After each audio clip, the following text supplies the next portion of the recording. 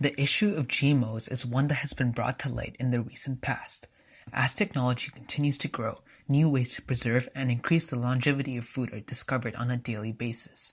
One of these methods has been introducing genetically modified organisms. But what are these GMOs? GMOs are direct human manipulations of an organism's DNA in taking genes from one species and inserting them into another to obtain a desired trait or characteristic.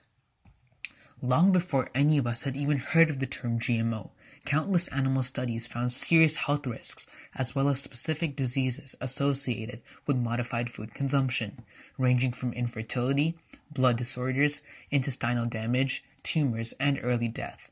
Although nearly 3 decades after genetic engineered crops have been on the shelves of our grocery stores, no human testing has been performed to assess the potential health risks of GMOs.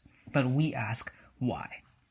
Emily Waltz, a freelance science journalist specializing in biotech, explained it in her article published on Nature Biotechnology.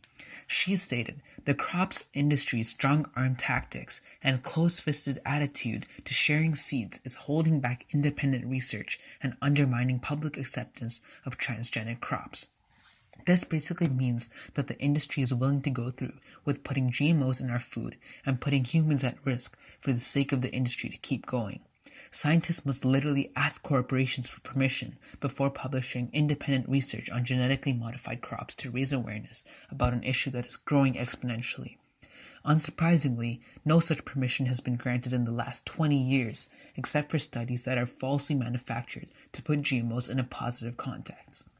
Our research question, which we intend to develop into a targeted campaign, is: to what extent do GMOs negatively affect the human body, and what percentage of teens know about these detrimental effects? One of the biggest assurances that pro-GMO manufacturers and scientists continue to make is how safe genetically engineered crops are. One of their primary arguments behind this assurance is that new genes introduced in genetically modified food are harmless, since all genes are broken up and rendered during digestion. Unfortunately, there are science-based experiments and studies that counter this statement, which is nothing more than just a marketing claim. GMOs have also been linked with allergies, various digestive and bowel syndromes, and even autism in humans. Relatively, because the use of pesticides has increased rapidly since the increase of genetically engineered crops, which by the way has negative effects on the environment, GMOs deliver a double dose of chemicals to your dinner table. Those manufactured inside the plant, those sprayed onto the plant, or even triple if you count how much of those sprayed chemicals leach into soil and groundwater. Our solution. Our idea combines different social media platforms to raise awareness about GMOs in every little way we can in our community. We will conduct data about the level of knowledge of teens at Turner Fenton have about GMOs by conducting surveys. We chose teenagers between the ages of 14 to 18 as our target audience for many reasons. Firstly, this age group is easily accessible at any high school we are able to survey. Secondly, the use of social media has grown exponentially over the past 5 years, with Facebook having over 2 billion active users a month and Instagram having just about 1 million. Social media has appealed to an extremely large percentage of our target age group, and using social media will increase the amount of data we have to analyze for our campaign. By using social media, we can ask students to do our survey not only from our school, but from many other schools because of the outreach social media has. Lastly, as teenagers ourselves, we decided to target our own age group as we believe Generation Z has been most exposed to unhealthy foods through fast food and other means.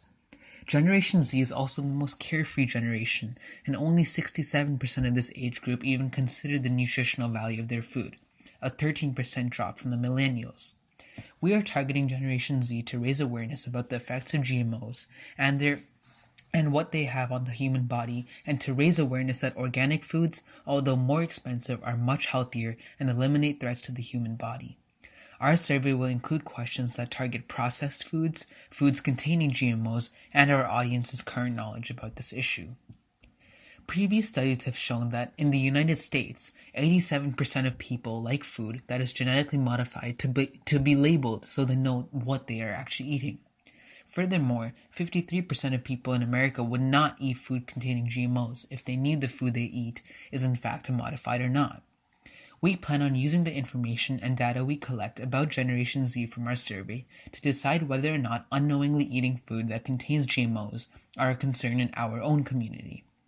If it appears to be a problem, we want to create a petition for the Ontario provincial government to enforce food companies to put a GMO seal on the packaging so consumers know what they are buying and eating. Last year, the Toronto Star did an article in March which discussed the possibilities of having a GMO seal on their packaging. Many companies like Campbell's Soup said they will not include a GMO seal because of the strict regulations and assessments the product has to go through to be sold or advertised in Canada. So, companies don't want to put a GMO seal on their packaging in Canada because it has already been approved by Health Canada. We, however, disagree with that. We want the public to know what products are genetically modified and which ones are completely organic. Our campaign will be structured upon a website we create that addresses issues related to GMOs. The website will be a foundation for our campaign with our goals, objectives, surveys, questionnaires, frequently asked questions, and other information about genetically modified organisms. Through the surveys and questionnaires that will be conducted, the data will be analyzed to measure the effects on our campaign through before and after surveys. Questions will be asked to our audience before the website is launched, and then after people have had a chance to read about GMOs on our website through posters and our promotional video. Our desired impact of our campaign is to educate Generation Z about an issue that no one is doing anything about.